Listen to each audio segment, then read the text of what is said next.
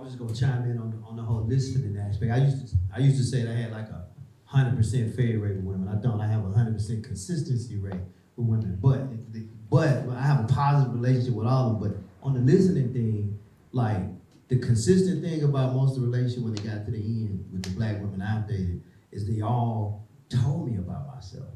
Like straight no chaser. They weren't trying to dress it up for comedy. And they wouldn't lie. All I had to do was learn how to listen, and I learned who I was. So that's how important the listening piece is, because you should pay people to tell you that kind of truth about yourself. I really owe them like a bill. But the listening piece is important, because what I had to understand is everyone else is experiencing you. So whatever they said is like being around you is what it's like. Yeah, I ain't want to admit that. I have one word: encourage. That's good. Yogi, you talked about this idea of best fit, and if I were to answer this question, I would definitely say, like, we have to, well, if you're in a position where someone proposes you to be on a project or a stage or dance, you have to be open and honest to yourself to say, I'm not the best person for this. I know a friend, I know a person who doesn't have access, who doesn't have this resource, who doesn't have the privilege that I had to be in this place, and I want to step aside and give it to them. And I think that applies for Black women, that applies for youth, just being able to share the resources and share the space with others, especially if they are more qualified, especially if they could have had that if they were in the same place that you were. And so that leads into my next question. So what can the older generation do to support the young art movement in Birmingham? Move out of the way. Honest and truthfully, there are a lot of older people in Birmingham that hold the gatekeeper positions, and they won't let anyone like who's on this dais right now be a part of that, because they're afraid of what we'll do, because it'll affect their status quo. So I think we just have to honestly just have them step aside so the new generation and generation but under us can come forward, because if y'all just stuck, y'all just stuck.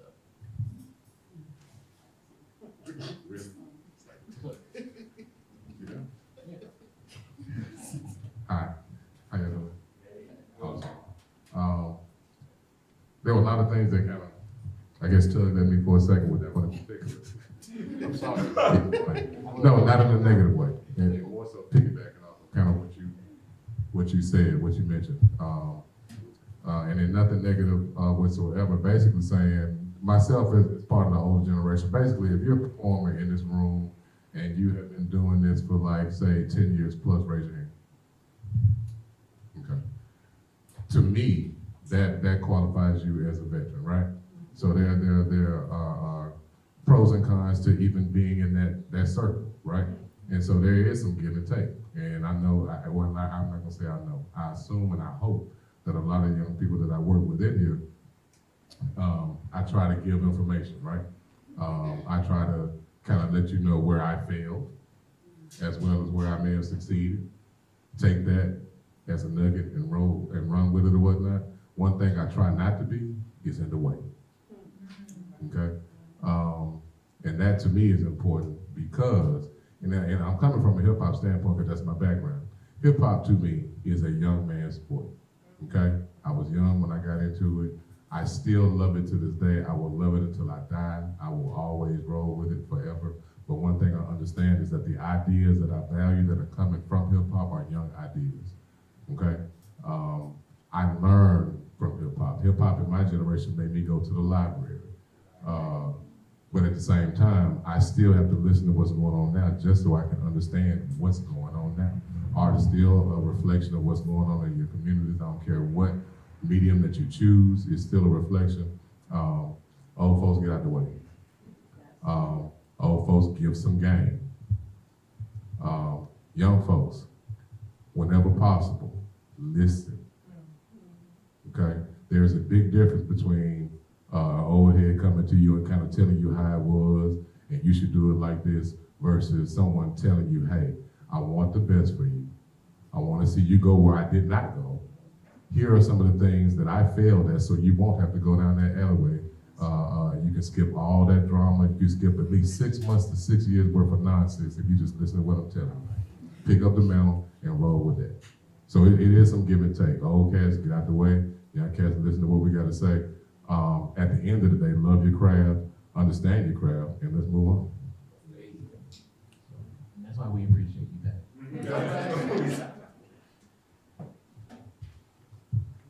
Just speaking for the old people. And you only got two choices, get old or die young. So I've been waiting my whole life to get old. I ain't mad at it. But also, like, I like to use like jazz musicians as a model, right? So like Wynton Marsalis. When you get tired of hearing him do what he do. So it's one thing to get out the way, it's another thing to be appreciated as a master for artists, being able to art in your community. So it's not necessarily getting out the way, but being able to be useful, right? And I think like one of the things that as artists, as individuals, we need to learn is that we need to stop having a negative connotation with being used, because that is the only way to be useful. We should have a problem being misused and being able to determine betwixt the two. I would say being open and able to accept new ideas, because I feel like that's a problem that a lot of adults have. It's not that they're, I guess like moving out of the way is good too, but like being able to accept our new ideas that we're bringing in, because I know, for instance, hip hop, like a lot of adults I know, they're always like, hip hop's not the same way it used to be. And like, I mean, I agree, but like, it's different. It's not your generation, it's our generation now. And it reflects our story and our background. And the fact that you're not accepting that tells me that you don't accept me. So I feel like once we accept the new ideas that come into play, that would open up this new idea of like, okay, now we can know what we're stepping into, and we can be able to help this new generation by understanding these ideas. But hold on, Gwen. Just a little bit. Way to go. I appreciate it. Hey everybody, my name is Christopher Pugh. The main thing I'm hearing about this as far as the generations go between the old generation and the new generation is, the main thing is respect. People always say when you're younger, respect your elders, but a lot of times the older people don't respect the younger generation. And no one wants to listen to you when you're constantly talking down to them. Because honestly, it's a cycle. All those that were young will eventually become old. And just like how people had a problem with hip hop in the 90s, they're now in the older generation, they have a problem with the hip hop of the late 2000s and then some.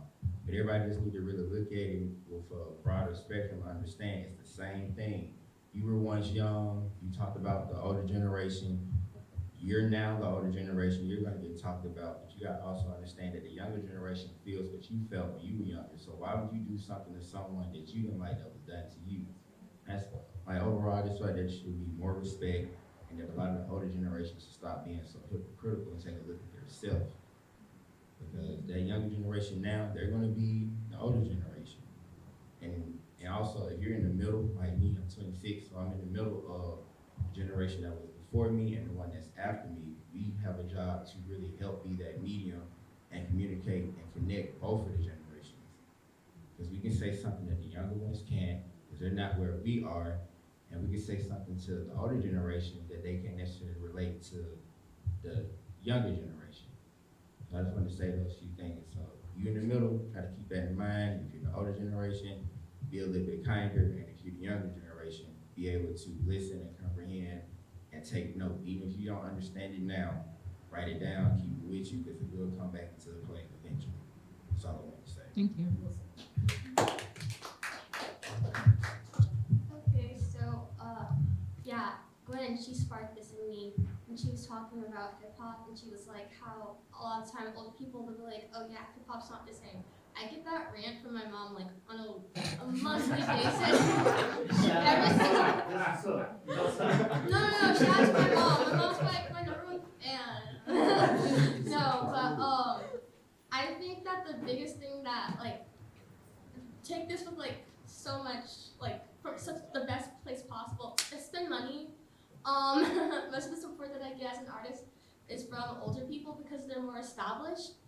And if you don't necessarily agree with the message that some younger people are putting out, just put your money in other places and support what you think is valid and moral. Because I think when it comes to hip hop, what we look at and judge like the whole entire genre off of is, you know, mainstream hip hop.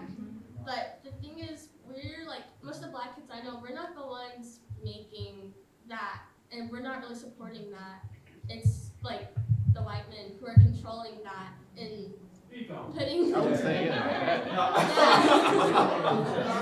It's the white men who are giving those negative narratives a platform. It's not us. So if you want to support us, don't put us down for what they're putting up. Is that?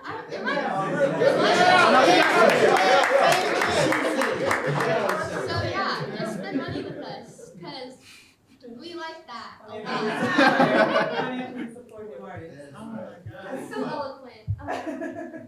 Thank you for being Yes. I wanted to jump on that too as well with that was so awesome what you just said. So yes, but I just wanted to throw this out there too, because I consider myself more of a, like you said, a veteran in my field, but I'm still growing as well. And I've recently started reaching out to older artists that I admire and look at how they're living. And if I could kind of play with semantics a little bit, when you think about the word old versus mature and wisdom, like nobody wants an old shoe, right? Like an old hand. So to young people, I ask you to trust your heart condition, and you'll know when you're talking to someone who's old and someone who's mature in their gift, because you could be just doing something a long time, doing it wrong, or doing it bad, or doing it the least way, and then you can meet masters at what they do that can catapult you into where you want to go. And what I'm finding when I run into masters at their crafts,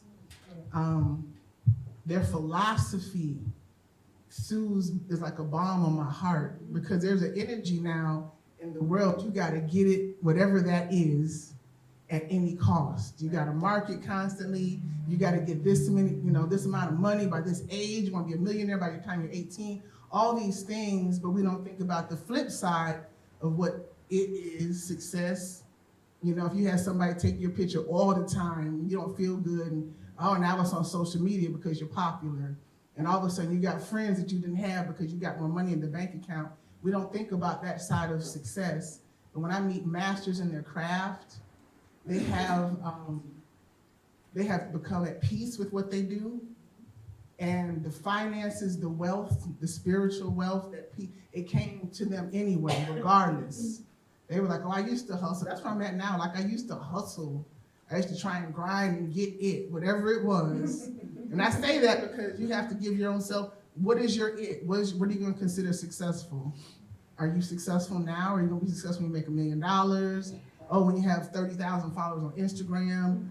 What's going to make you happy and feel like, I've arrived?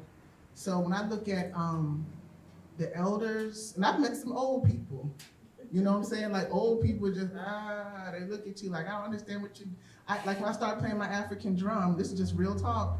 Most of the people that kind of looked at me crazy were old black people. I'm like, it's from Africa. I thought you were excited. And they look like, all that noise. But the people I had the least resistance from was children. So like I've talked to, Gwendolyn, I almost called you the other name, Gwendolyn, Ashley. I love calling young people like, hey, what do you think about this idea?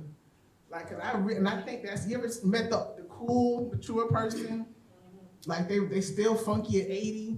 They were like that because they were funky at 50 and they were funky at 30, and they stayed connected to young people. The only way you get disconnected is because you were already disconnected. You don't get disconnected at 50.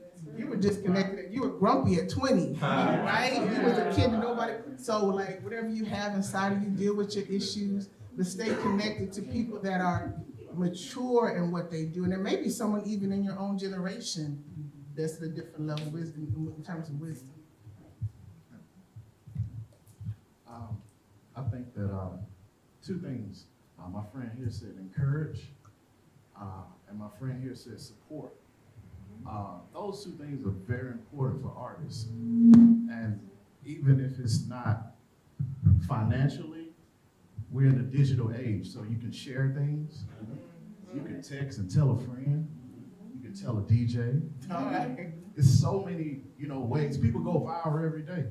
So if you can't support financially, support via your social medias. Like this young lady here, what's your name again? Hannah. Hannah is amazing. So she has a goal that she wants to record your EP, right? So we need to all support. If we can't support some financially, let's support via social media. Let's support, hey, Hannah got this dope EP coming. GoFundMe, let's find a GoFundMe. Let's lift her up, let's encourage her. Let's make her reach her goal. So encourage and support are two things. So Hannah, we gotta get you GoFundMe. So We raised $1,200. all right, so we gotta help her meet, reach a goal. So encourage and support. Those are my two things. And I think the Freedom House is one like really, really big example of how older generations have held the hands of younger generations and offered them a stage, a space, and a sanctuary. So we should applaud that.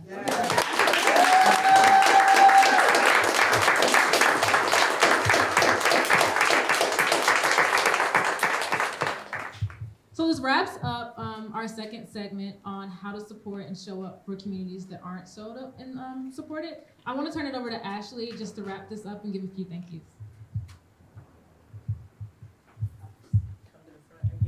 Thanks everybody for coming again. I know this camera's on. Is it okay if I stand here, Patrick? Is that gonna ruin? Yeah, kind of. I'll stand here. I'm sorry. I'm just gonna be right here. But thank y'all for coming. Thanks everybody for such a wonderful conversation. Let's give another hand for our panelists.